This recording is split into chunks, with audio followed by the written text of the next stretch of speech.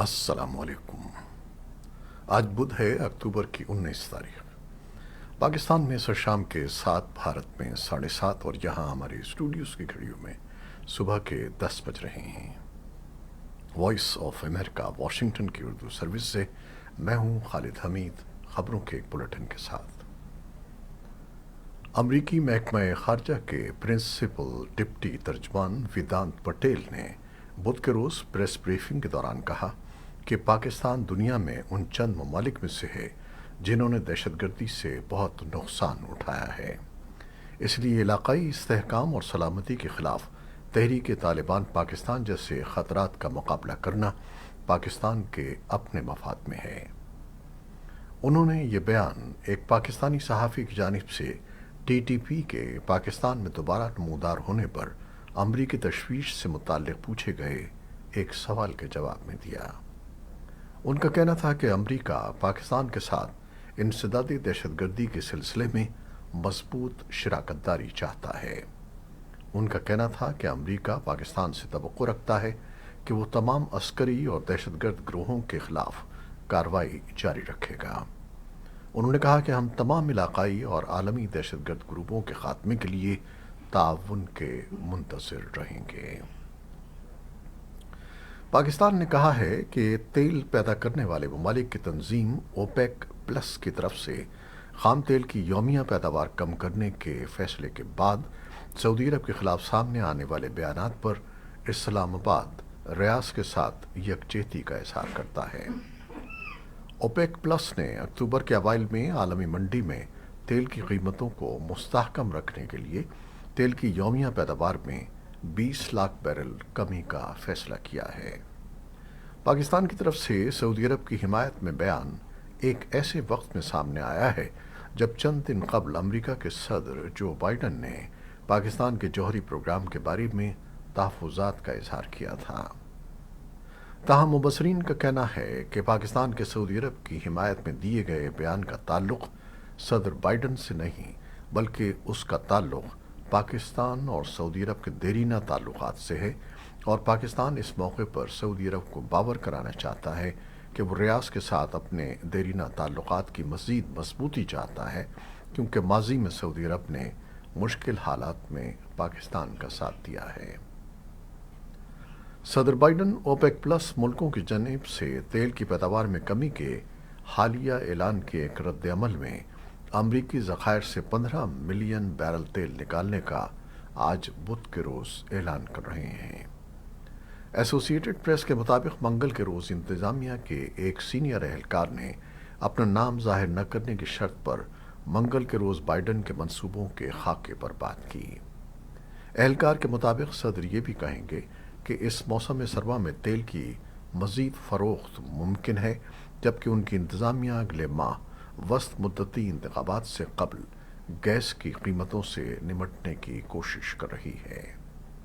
اس وقت امریکی ذخائر میں لگ بھگ 400 ملین بیرل تیل موجود ہے، جو 1984 کے بعد سے کم ترین سطح ہے۔ افغانستان میں بین الاقوامی میڈیا کے خلاف تازہ ترین کریک ڈاؤن میں غیر ملکی صحافی اور فوٹوگرافر اسٹیفنی گلنسکی کو طالبان کی جانب سے تنقیدی رپورٹنگ کا نشانہ بنائے جانے کے بعد ملک میں داخلے سے روک دیا گیا ہے۔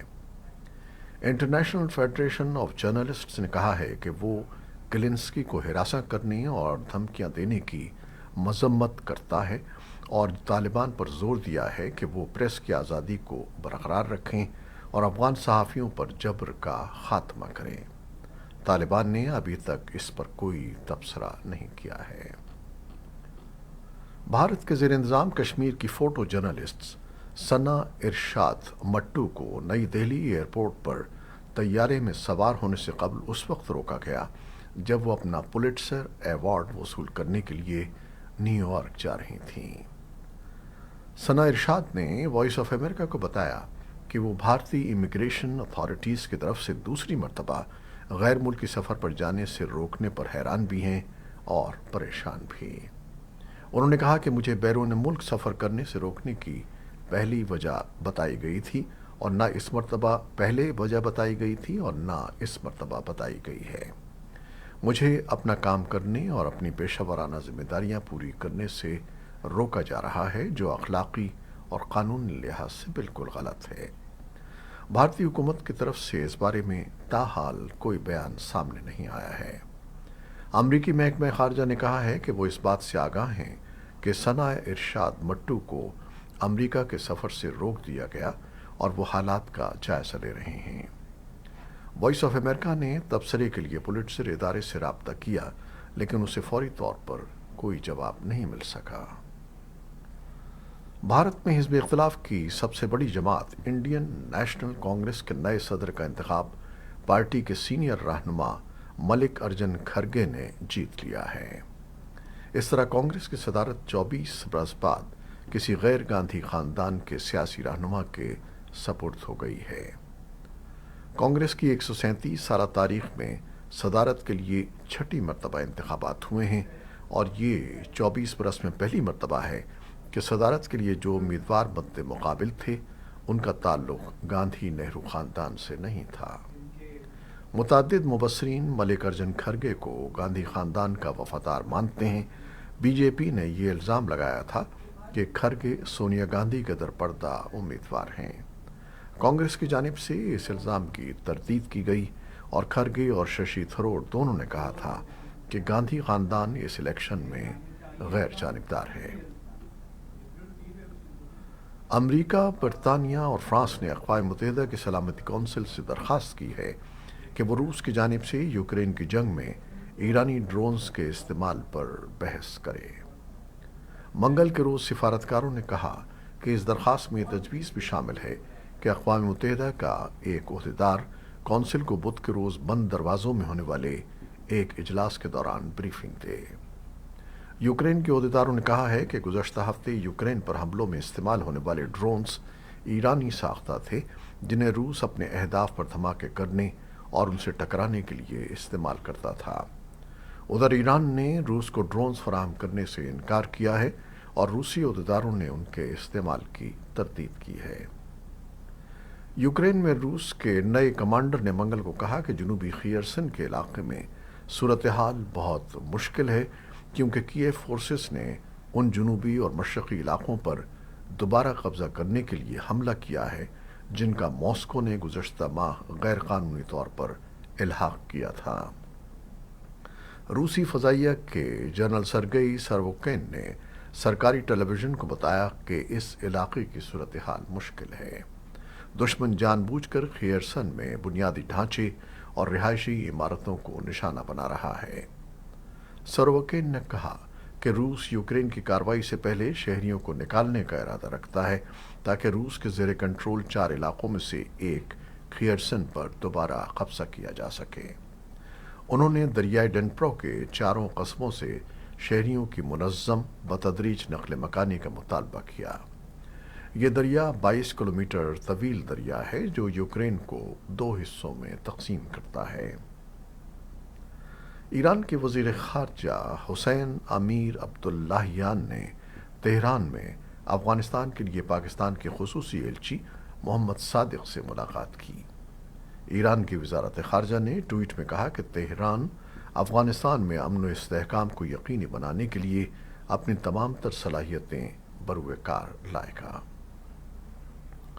پاکستان کے صوبے خیبر پختونخوا کے صوبائی وزیر خوراک عاطف خان نے تسلیم کیا ہے کہ تحریک طالبان پاکستان (TTP) نے ان کو بھتہ دینے کے لیے مبینہ خط ارسال کیا ہے۔ میڈیا سے گفتگو میں عاطف خان نے کہا کہ ان کو ایک خط موصول ہوا ہے اور اس میں بھتہ دینے کے لیے کہا گیا تھا۔ انہوں نے متعلقہ اداروں سے اس حوالے سے رابطہ کر لیا ہے، باقی کارروائی وہ کریں گے۔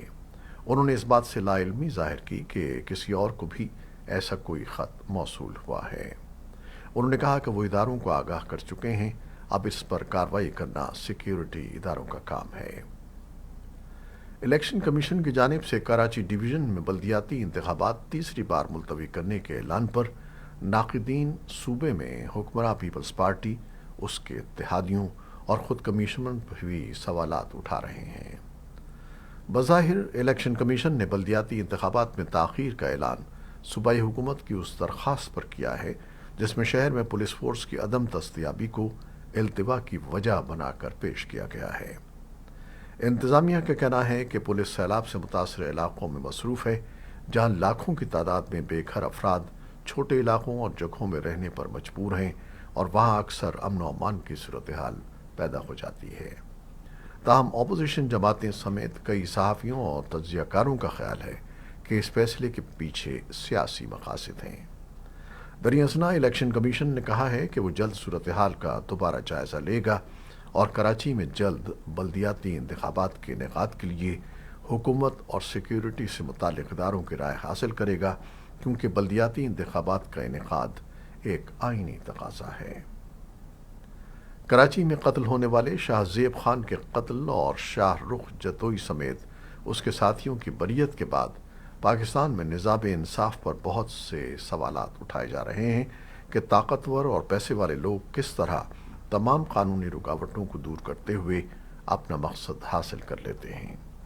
इस बहस में रियासत के किरदार पर भी बात की जा रही है कि ऐसे फैसलों को रोकने और मजलूम को इंसाफ दिलवाने के लिए रियासत किधर है। पाकिस्तान की वफाकी हुकूमत ने शाह ज़ेब कत्ल केस के मुलज़िमान की रिहाई से मुतालिक सुप्रीम कोर्ट के फैसले के खिलाफ नज़रसानी की दरख्वास्त दायर करने का फैसला किया है और इस बारे में अटॉर्नी जनरल ऑफिस की प्रेस रिलीज़ में कहा गया है कि अटॉर्नी जनरल ऑफिस को इस फैसले पर सख्त तशवीश है, इसलिए एडवोकेट जनरल सिंध के ज़रिए इस फैसले के खिलाफ नज़रसानी की दरख्वास्त दायर की जाएगी। पुलिस ने अदालत से अबूरी ज़मानत खारिज होने पर सारा इनाम कत्ल केस के मरकज़ी मुलज़िम शाहनवाज़ अमीर की वालिदा समीना शाह को गिरफ्तार कर लिया है। समीना शाह सहाफ़ी अयाज़ अमीर की साबिक़ा अहलिया हैं और जिस वक्त कत्ल हुआ वो उसी फार्म हाउस में मौजूद थीं। समीना शाह ने 26 सितंबर को कत्ल के तीसरे रोज़ अदालत से अबूरी ज़मानत हासिल कर ली थी। पुलिस ने कत्ल के बाद सहाफ़ी अयाज़ अमीर और समीना शाह के वारंट गिरफ्तारी जारी किए थे। बाद अज़ां अदालत ने अयाज़ अमीर का नाम इस मुकदमे से खारिज कर दिया था। ताहम समीना शाह अबूरी ज़मानत पर थीं। ये थी वो ख़बरें जो फेसबुक लाइव पर हमने आपके लिए पेश की। हमारी वेबसाइट, यूट्यूब और पॉडकास्ट पर ये बुलेटिन आपके लिए पोस्ट कर दिया जाता है। आप हमारे बुलेटिन को शेयर करते हैं और अपने कमेंट्स में अपनी मोहब्बतों और दुआओं का इजहार करते हैं, जिसके लिए हम आपके फ़र्दन फ़र्दन ममनून हैं। आप अपनी इन दुआओं को, इन मोहब्बतों को जारी रखिएगा। कैमरामैन सैयद असफर इमाम और न्यूज़ एडिटर बेचत जिलानी के साथ खालिद हमीद को अब इजाज़त दीजिएगा। अल्लाह हाफ़िज़।